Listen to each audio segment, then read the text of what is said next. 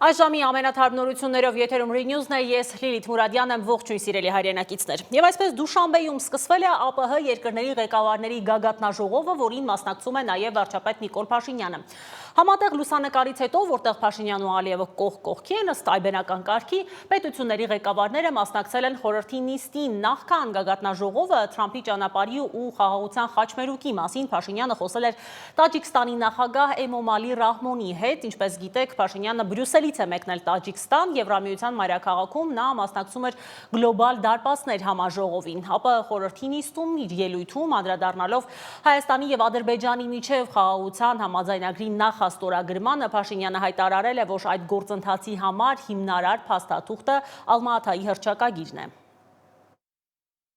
Նույն հռչակագրով մենք, Հայաստանի եւ Ադրբեջանի ղեկավարներս, տարածաշրջանում եւ հարևանությամբ խաղաղությանը, կայունությանն ու բարգավաճմանը նպաստելու նպատակով վերահաստատեցինք երկու երկրների միջև տրանսպորտային հաղորդակցությունների բացման կարեւորությունը, ներպետական, երկկողմ եւ միջազգային փոխադրումների համար, պետությունների ինքնիշխանության, տարածքային ամբողջականության եւ իրավագիտության հանդեպ հարգանքի հիման վրա։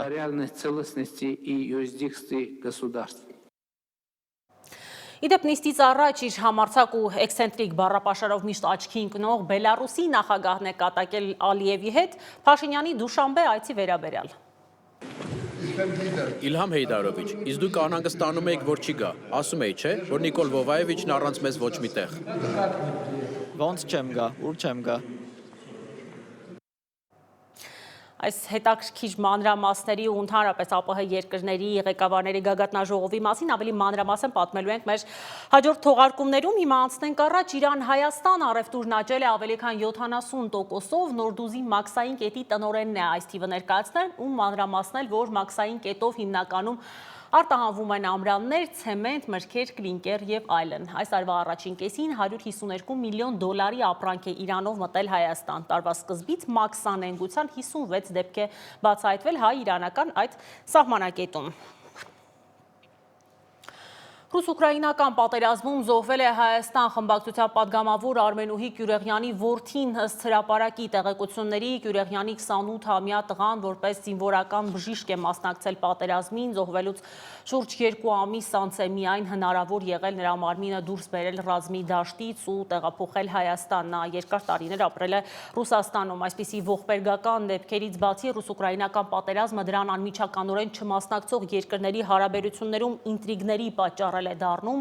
Ուկրաինայի կողմից Ռուսաստանի դեմ կռված վիրահայ տղամարդը, որ ձերբակալվել էր Հայաստանում, ազատ է արձակվել, թեև ռուսական կողմը պահանջել էր նրան հանձնել Ռուսաստանին, իսկ դաշնությունում նա ամենայն հավանականությամբ դատապարտվելու էր ազատազրկման, ճիշտ այնպես ինչպես հայաստանցի մի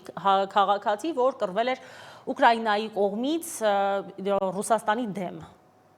Ռուսաստանում 12 տարվա ազատազրկման է դատապարտվել Հայաստանի քաղաքացի Արմեն Բալյանը, որը մասնակցել էր ռուս-ուկրաինական պատերազմին Ուկրաինայի կողմից։ Նա ձերբակալվել էր անցյալ տարի Մոսկվայի Դոմոդեդովո օդանավակայանում Ռուսաստան մուտք գործելիս։ Մինչև այդ Բալյանի հանդեպ հետախուզում էր հայտարարվել։ Նա մեղադրվում էր վարձկան լինելու մեջ։ Դատավարության ընթացքում նա խոստովանել է, որ մասնակցել է ռուսական զորքերի դեմ մարտերին, տեղեկացրել, որ մի քանի անգամ վիրավորվելուց հետո լքել է մարտի դաշտը։ Դատարանը բռնագանձել է ավելի քան 2.3 միլիոն ռուբլի, որն ըստ մեղադրանքի նա վաստակել էր որպես վարձկան։ Ռուսաստանի իրավապահների թիրախում էր նաև մեկ այլ հայրենակից՝ Վրաստանի քաղաքացի Գեորգի Կինոյանը։ Սեպտեմբերի 3-ին Կինոյանը, որը նույնպես մասնակցել էր ռուս-ուկրաինական հակամարտությանը, ձերբակալվել էր Հայաստանի սահմանին Դաշնության հայտարարած միջազգային հետախուզման հիմքով։ Ձերբակալությունը լայն արձագանք գտավ Վրաստանում։ Բազմաթիվ հասարակական գործիչներ, այդ թվում ռազմական լրագրող Գեորգի Ծերոձեն, սկսեցին հանրային արշավ կոչ անելով Հայաստանի իշխանություններին չարտահանձնել Կինոյանին։ Մենք կոչ ենք անում Հայաստանի Հանրապետության իշխանություններին տեղի չտալ այդ անարդարության առաջ։ Գեորգիի արտահանձնումը կլինի անմարդկային քայլ, ինչպես Հայաստանի, այնպես էլ Վրաստանի համար։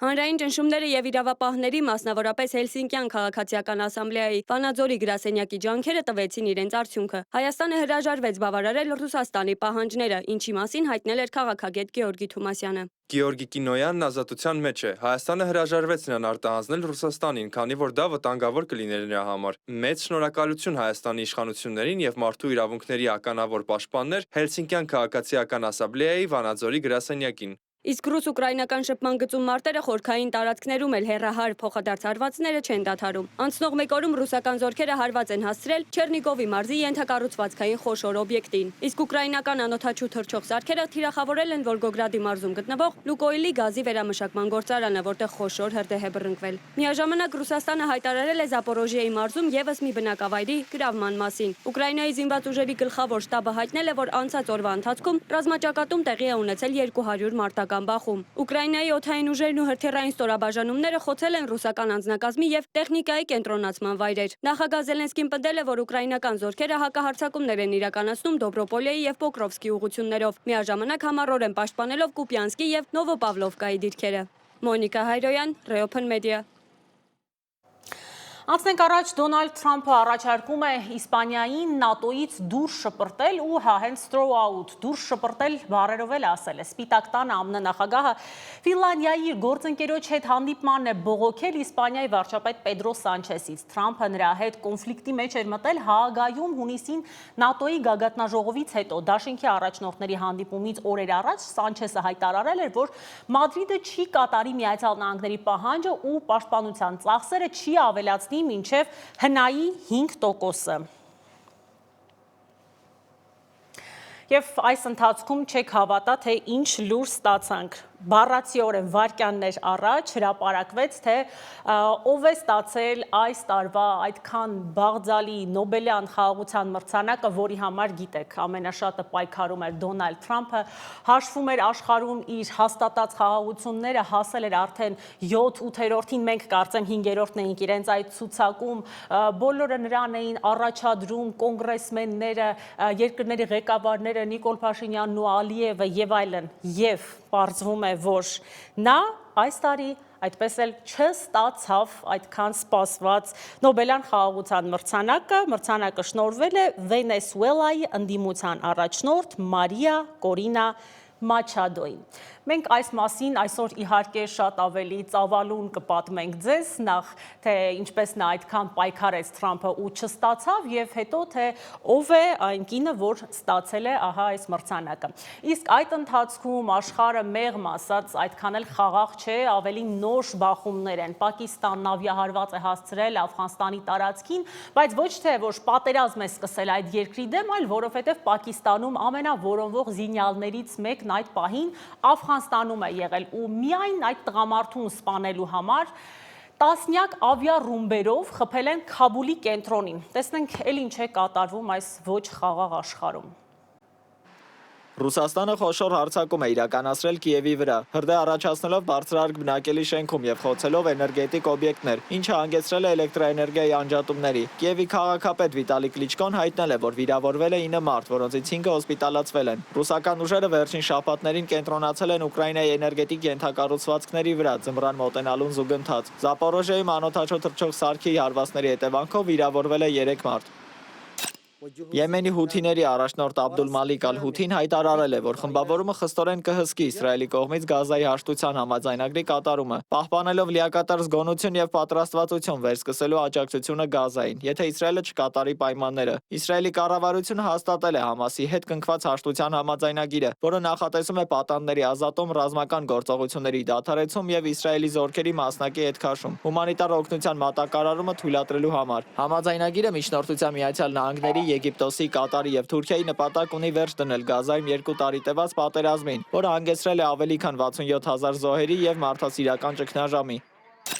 Չինաստանի վարչապետ Լի Ցյանը ժամանել է Հյուսիսային Կորեա, մասնակցելու Կորեայի բանվորական կուսակցության հիմնադրման 80-ամյակի նվիրված պաշտոնական միջոցառումներին։ Փենյանի միջազգային օդանավակայանում նրան դիմավորել են Հյուսիսային Կորեայի վարչապետը եւ այլ բարձրաստիճան պաշտոնյաներ։ Ռուսաստանի միասնական Ռուսաստան կուսակցության պատվիրակությունը նախկին նախագահ Դմիտրի Մեդվեդևի գլխավորությամբ նույնպես ժամանել է Փենյան, մասնակցելու տարեդարձի տոնակատարություններին։ Նրան ընդունել է փոխարտգործնախարար Იმ Չոն Իլը։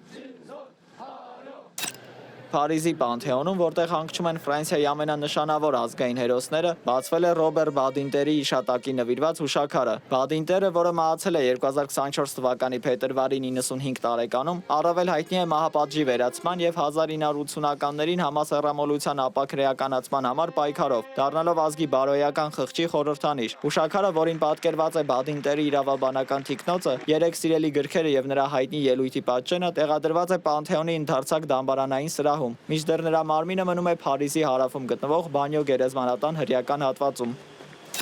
Պերուի հարավային Պունո մարզի Խուլիակա քաղաքում ցուցարարները ձու, քարեր եւ այլ առարկաներ են նետել նախագահի տեխնատու Ֆիլիպ Բութերեսի վրա, ստիպելով ոստիկանությանը նրան տարհանել տեղի ռադիոկայանից։ 2022-ից 23 թվականի անկարգությունների ժամանակ զոհվածների հարազատները միացել են բողոքի ակցիային, դատապարտելով Բութերսի նախկին հայտարարությունները, որոնք կոչ էին անում ոստիկանությանը կիրառել մահացու ուժ եւ պահանջելով հանրային ներողություն։ Պերուում 2022-ի դեկտեմբերից մինչև 2023-ի փետրվար ընկած ժամանակահատվածում տեղի ունեցած բողոքի ակցիաների ընթացքում ոստիկանության եւ զինվորականների ձեռքով սպանվել է 50 մարդ, հարյուրավոր մարդիկ ծանր վիրավորվել են։ Զոհերի հարազատները պահանջում են ճշմարտություն, արդարադատություն եւ հատուցում։ Դավիթ Գենջոյան, Open Media։ Ու մինչ Պերուի նախագահի տեխնատուին քարկոծում էին մարզերում, երկրի կոնգրեսը իմպիչմենտ է հայտարարել նախագահ Դինա Բոլուարտեի նկատմամբ։ Դա այն դեպքում, երբ ընտրություններին մնացել էր ընդամենը կես տարի։ Պատգամավորները հայտարարել են պետության ղեկավարի բարոյական անգործունակության մասին եւ նշել, որ Բոլուարտեն ի վիճակի չէ ղեկավարել Պերուն։ Պատգամավորները նաեւ մեղադրել են նրան էթիկական նորմերի խախտման եւ կոռուպցիայի մեջ թաթախված լինելու համար։ Եվ վերջում վերադառնանք մեր խնդիրներին, այսօր կեսգիշերից նորից այրվում է Նուբարաշենի աղբավայրը, հսկայական թունավոր ծխի երևում է մի քանի տասնյակ կիլոմետրից, գիշերվանից Երևանի աղբահանության հիմնարկի գրեթե բոլոր ջրցան մեքենաները աշխատել են, միացել են նաև հրշեջ փրկարարները, առավոտյան քաղաքապետ Ավինյանն է գնացել աղբավայր, Open-ը մի քանի անգամ անդրադարձել է այս լուրջ խնդրին ու այս անգամ եւս իմ գործընկերը գնացել է դեպքի վայր, հրդեհի վերաբերյալ մյուս մանրամասներին սպասեք մեր առաջիկա թողարկումներում։ Սիրելի հայրենակիցներ, իսկ այս ժամվա լրահոսից այսքանը, հանդիպելու ենք 17:00-ին մինչ այդ ժամը։